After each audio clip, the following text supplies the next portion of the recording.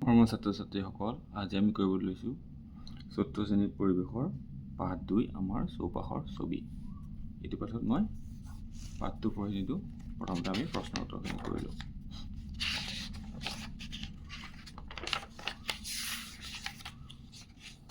এতিয়া চোৱা, অনুশীলনী প্ৰথম প্ৰশ্নটো আছে, তলৰ আৰ্হি চিত্ৰখন চাই হোটেলখনৰ কোন দিশত কি অনুষ্ঠান প্ৰতিষ্ঠান আছে লিখা। এতিয়া চোৱা, হোটেলখন আছে ইয়াত আৰু হোটেলখনৰ কোনফালে কি আছে, কোন দিশত কি আছে এইটো ক'ব লাগে। এতিয়া চোৱা, এইফালে হ'ল উত্তৰ, হোটেলখনৰ এইফালে হ'ল উত্তৰ আৰু এই তলৰ ফালে দক্ষিণ, সোঁফালে আছে পূব আৰু বাওঁফালে পশ্চিম। গতিকে এতিয়া চোৱা, হোটেলখনৰ উত্তৰত হ'ব ঔষধালয় আৰু দক্ষিণত হ'ব বেংক। তাৰপিছত পশ্চিম দিশত আছে চিনেমা হল আৰু পূব দিশত আছে অগ্নি আৰু আপতকালীন সেৱা স্থান। তাৰপিছত এতিয়া চোৱা, উত্তৰ পূব কোণত এইটো হ'ল উত্তৰ, এইটো আৰু পূব, গতিকে উত্তৰ পূব হ'ল এইটো। উত্তৰ পূব কোণত আছে চিকিৎসালয় আৰু এইফালে যিহেতু দক্ষিণ, এইফালে পূব, এই দক্ষিণ পূব কোণত হ'ব বিদ্যালয়। এতিয়া উত্তৰ পশ্চিম কোণত ৰেষ্টুৰেণ্ট আৰু দক্ষিণ পশ্চিম কোণত আছে ডাকঘৰ। হ'ব, এইকেইটা মই লিখি দিছোঁ, তোমালোকে এইমতে কৰিবা।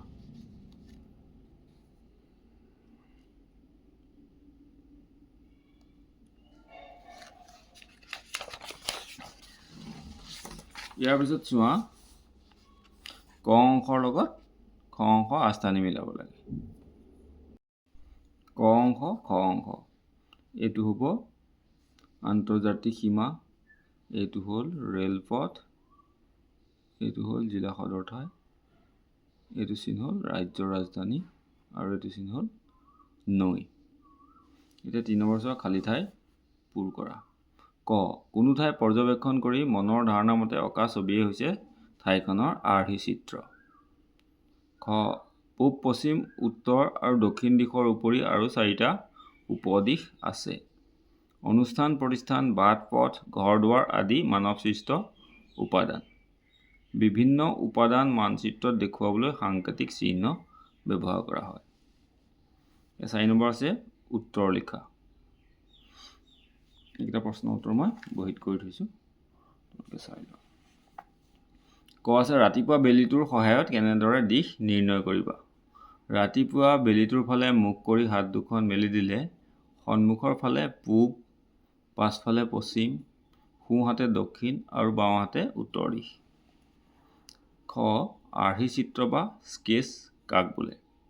কোনো ঠাই পৰ্যবেক্ষণ কৰি মনৰ ধাৰণা মতে অঁকা ছবিয়ে হৈছে সেই ঠাইখনৰ আৰ্হি চিত্ৰ বা স্কেচ। গ, সাংকেতিক চিহ্নবোৰ মানচিত্ৰত কিয় ব্যৱহাৰ কৰা হয়। উত্তৰ, সাংকেতিক চিহ্নৰ জৰিয়তে মানচিত্ৰত সহজে আৰু কম ঠাইত বহু তথ্য উপস্থাপন কৰিব পৰা যায়। ঘ, মানচিত্ৰ এখনৰ সহায়ত আমি কি কি কথা জানিব পাৰোঁ। মানচিত্ৰ এখনৰ সহায়ত আমি কোনো এখন ঠাই, জিলা, ৰাজ্য, দেশ আদিৰ সীমাৰ লগতে বাট পথ, নদ নদী, বনাঞ্চল, পৰ্বত পাহাৰ, অনুষ্ঠান প্ৰতিষ্ঠান আদিৰ বিষয়ে জানিব পাৰোঁ। মানচিত্ৰৰ মাপনি বা স্কেল বুলিলে কি বুজা। মানচিত্ৰ এখনত কোনো ঠাই, জিলা, ৰাজ্য, দেশ আদি নিৰ্দিষ্ট জোখ অনুসৰি উপস্থাপন কৰা হয়। এই জোখটোৱে হৈছে মানচিত্ৰৰ মাপনি বা স্কেল। হ'ব। এতিয়া 5 নম্বৰ আছিলে, গুৰুত্বপূৰ্ণ অনুষ্ঠান প্ৰতিষ্ঠান, বাট পথসমূহ চিহ্নিত কৰি তোমাৰ ঘৰৰ পৰা বিদ্যালয়লৈ যোৱা পথটো দেখুৱাই এখন আৰ্হি চিত্ৰ আঁকা।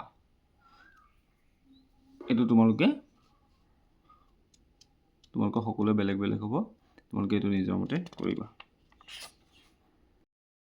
এইটো পাঠ ইমানতে শেষ হৈছে। আমি ইয়াৰ পিছৰ পাঠ প্ৰকৃতি ভ্ৰমণ কৰিম। তোমালোকে যদি ভিডিঅ'টো চাই ভাল পালা তেনেহ'লে প্লিজ চেনেলটো ছাবস্ক্ৰাইব কৰি দিবা আৰু লাইক, কমেণ্ট, শ্বেয়াৰ কৰি দিবা। Thank U.